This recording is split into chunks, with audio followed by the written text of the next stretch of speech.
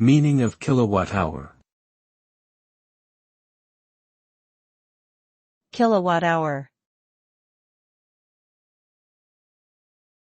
Kilowatt-hour. Kilowatt-hour.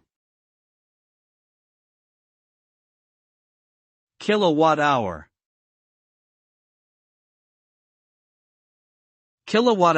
Kilowatt-hour is a unit of measurement used to measure the amount of energy consumed or produced.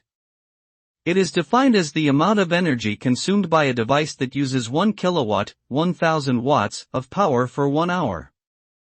For example, if you use a 100-watt light bulb for 10 hours, you have consumed 1 kilowatt-hour of energy.